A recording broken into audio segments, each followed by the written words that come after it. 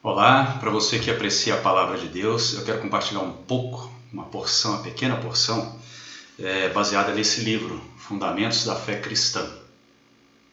Tá?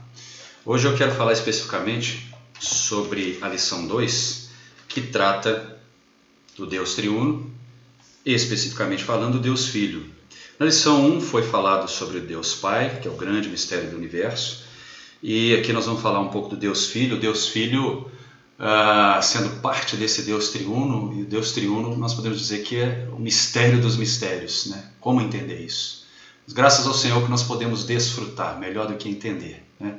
É como se você me convidasse para ir na sua casa, a um jantar delicioso, e ao invés de desfrutar da comida eu ficasse querendo entender os ingredientes, entender os temperos. Quer dizer, é melhor eu comer e desfrutar. Então vamos desfrutar da palavra de Deus. Nessa lição, alguns tópicos que nós vamos tratar, eu quero começar lembrando que Lucas capítulo 15, ele traz 3 parábolas. A parábola das 100 ovelhas, a parábola da dracma perdida e a parábola do filho pródigo. Cada uma delas ilustrando uma desses aspectos do Deus triuno, né? E especificamente a parábola das 100 ovelhas, nós podemos colocá-la como o Deus Filho. O Deus Filho que deixa tudo e vai atrás daquela ovelha que se perdeu. Nós, homens, pecadores, será que merecíamos que Deus se tornasse um homem e viesse até aqui nos buscar? Eu quero ler primeiramente aqui Lucas capítulo 15, versículos 3 e 4. Diz assim: Então lhes propôs Jesus esta parábola: Qual dentre vós é o homem que, possuindo 100 ovelhas e perdendo uma delas, não deixa no deserto as 99 e vai em busca da que se perdeu até encontrá-la? Eu creio que, se eu for ler um versículo, nem preciso ler, vou só citar João capítulo 10, versículos 10 e 11. Eu acho que todos nós sabemos de cor, que fala que o ladrão vem somente para roubar, matar e destruir. Eu vim para que tenham vida e a tenham em abundância. Em versículo 11, o bom pastor dá a vida pelas ovelhas. Eu quero usar esses 2 trechos para ilustrar um pouco do que o Senhor Jesus fez por nós, esse Deus Filho. A primeira parte, que é o versículo 10, João 10, 10, que fala que o ladrão vem somente para roubar, matar e destruir. Eu vim para que tenham vida e a tenham em abundância. Muitas vezes a gente confunde achando que essa vida e abundância é que eu vou ter muita posse, muita saúde, que vai tudo dar certo para mim, e não é bem isso. Aqui, no original, o idioma original do Novo Testamento é o grego, e no grego, essa vida em abundância, vida é zoé, ou seja, a vida de Deus, a vida divina, a vida eterna, a vida incriada. A vida que o Senhor propôs para nós é uma vida eterna. Deus não nos deu uma vidinha aqui pequena, medida numa régua, com começo, meio e fim, com infância, juventude, né? E depois vem a vida madura até estar idoso e enfim morrer. Não é isso que Deus quer. Deus nos deu uma vida eterna. E o versículo seguinte, que é o versículo 11, fala: o bom pastor dá a vida pelas ovelhas. Essa vida aqui já é diferente. Aqui é a psique, ou seja, a alma.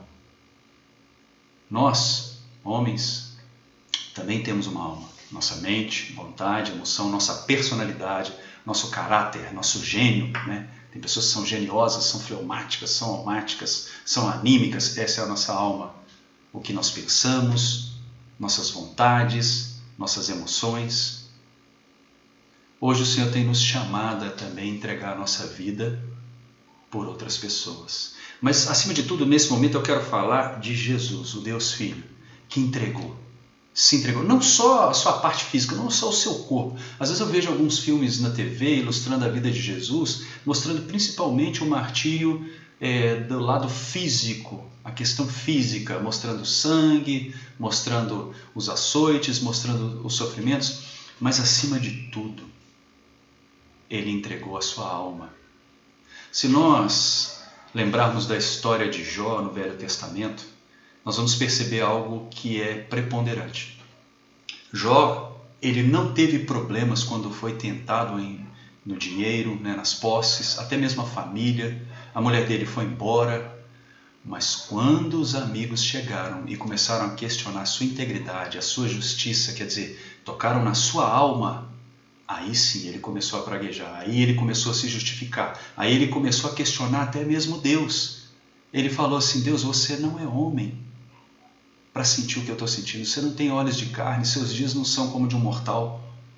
E naquele momento, Deus ainda não tinha se encarnado, mas agora Deus se tornou um homem, entrou no ventre de uma mulher, passou por 9 meses. Inclusive, nós podemos ler o registro de Lucas, capítulo 1, que fala: descerá sobre ti o Espírito Santo e o poder do Altíssimo te envolverá. E o que vai ser gerado é um ente santo, o próprio Deus. E ele veio aqui à terra, não teve a sua obra própria, não teve a sua palavra própria, não fez a sua vontade própria, não teve a sua glória para si mesmo, mas tudo o que ele dizia, se você ler o Evangelho de João, você vai ver que ele sempre falou: a minha obra não é minha mesma, as palavras que eu digo não as digo por mim mesmo, as coisas que eu faço não faço por mim mesmo, a minha glória não é minha mesmo, mas é daquele que me enviou. Então, esse é o Jesus que deu a vida por nós. Nós estamos aqui para poder compartilhar essa porção da palavra. E aí, no capítulo 15 de Lucas, eu quero avançar um pouco mais. Versículo 5. Achando-a, porém, voltando aqui para Lucas 15, 5. Achando-a, porém, põe-na sobre os ombros, cheio de júbilo, e indo para casa, reúne os amigos e vizinhos, dizendo-lhes: alegrai-vos comigo, porque já achei a minha ovelha perdida. Então, quando há salvação, há alegria. Eu quero falar para você hoje, que está aí na sua célula, no seu grupo familiar, e às vezes reunido com as mesmas pessoas, todas as vezes, e eu vou dizer aqui, cheio de temor diante do Senhor, que às vezes se torna até um tanto quanto enfadonho essas reuniões. Já sei o que vai acontecer, vai ser lido um livro, vai cantar alguns louvores, mas o Senhor, Ele se alegra quando tem salvação. Ele se alegra até mesmo quando uma única pessoa é salva. E não é diferente. Pensa aí na sua célula, no seu grupo familiar. Quando alguém novo chega no grupo, quando alguém que nós pregamos o Evangelho chega até nós, não é um motivo de alegria? Quando alguém é batizado, quando alguém crê no Senhor, quando alguém se quebranta, confessa, quando alguém se arrepende, nós não temos alegria? O Senhor diz que até os anjos, eles jubilam, rejubilam, regozijam. Então essa é a alegria. E o Senhor entregou a sua vida, entregou a sua alma. Eu quero até ler Isaías 53. Vamos achar aqui. Isaías já estava predito no Velho Testamento. Isaías capítulo 53, no verso 10, que diz assim: todavia ao Senhor agradou moê-lo, fazendo-o enfermar, quando der ele a sua alma como oferta pelo pecado. Quando der ele a sua alma como oferta pelo pecado. Então, realmente o Senhor se entregou por nossa causa. Ele não mediu esforços para vir aqui e morrer no nosso lugar. Apesar do viver humano dele ser tão distinto de todas as pessoas, não ter fama, não ter riqueza, mas ele tinha um magnetismo incrível que atraía as pessoas para ele mesmo. Esse era o Deus Filho que estava aqui na terra. E todos queriam conhecê-lo, todos queriam estar com ele, todos queriam ouvir as suas palavras. Mas acima de tudo, ele estava disposto a dar a sua vida. Quem é esse Jesus? É o Deus que se encarnou. João capítulo 1, no verso 1, diz que no princípio era o verbo, ou a palavra, e a palavra estava com Deus, e a palavra era Deus. E no verso 14 diz: e o verbo se encarnou, ou a palavra se encarnou. E nós vimos a sua glória, porque ele habitou, ou tabernaculou, armou um tabernáculo entre nós, cheio de graça, cheio de realidade. Por quê? Porque esse Deus Filho, ele trouxe o Pai para nós. Quantas vezes nós temos na Bíblia porções que nos mostram Jesus dizendo, eu e o Pai somos um. Eu vou ler pelo menos um versículo aqui, se eu não me engano é João capítulo 10.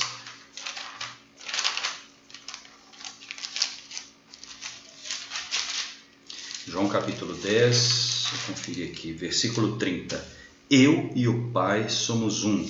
Vou ler também João 14,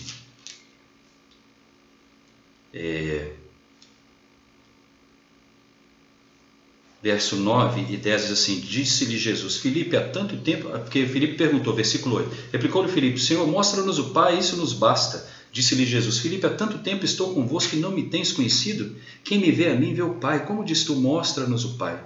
Não crês que eu estou no Pai e que o Pai está em mim? As palavras que eu vos digo, não as digo por mim mesmo, mas o Pai que permanece em mim faz as suas obras. Então, eu quero compartilhar que esse Deus que se encarnou e se tornou um homem, Ele deu a vida por nós, para nos salvar. Quer dizer, ter Deus é ter salvação. Então, quando eu estou em Cristo Jesus, quando eu estou no Senhor Jesus, que é o próprio Deus que se tornou um homem para o meu desfrute, eu tenho salvação. E não é só aquela salvação inicial, no dia em que eu criei no Senhor e confessei os meus pecados e fiz aquela oração, Senhor, escreve o meu nome no livro da vida, perdoa os meus pecados, cubra-me com teu sangue.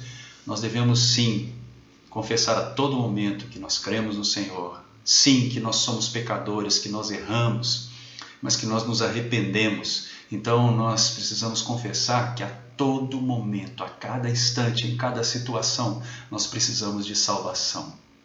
E esse Deus se encarnou para conhecer a natureza humana que nós vivemos. Por isso que ele viveu uma vida cheia de sofrimentos. Filipenses 2 fala que nós precisamos ter o mesmo sentimento que houve em Cristo Jesus. Por quê? Porque ele se esvaziou. Ele não julgou como usurpação o fato de ele ser o próprio Deus. Ele foi obediente. Ele se humilhou e foi até a cruz para morrer no nosso lugar. Esse é o nosso Deus. Hebreus fala que Ele é o autor da nossa salvação e que nós devemos olhar firmemente para Ele. Hebreus 12. Vou ler esse versículo. Hebreus 12. Olhar firmemente para Ele, que é o autor da nossa salvação. Senhor Jesus, graças a Deus. Hebreus 12, 2. Olhando firmemente para o autor e consumador da fé, Jesus, o qual em troca da alegria que lhe estava proposta, suportou a cruz, não fazendo caso da ignomínia, e está sentado à destra do trono de Deus. Então, esse é o Deus Filho que intercede por nós, que está sentado no trono, que levou para dentro de Deus a humanidade, que conhece os nossos sofrimentos. Ele é o sumo sacerdote que intercede por nós. Esse é Jesus. Conhece cada parte do nosso ser.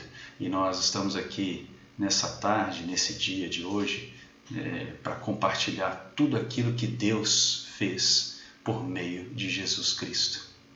Ele é o nosso Senhor. Que Deus abençoe você, que Deus abençoe a sua vida, que Deus abençoe o seu lar.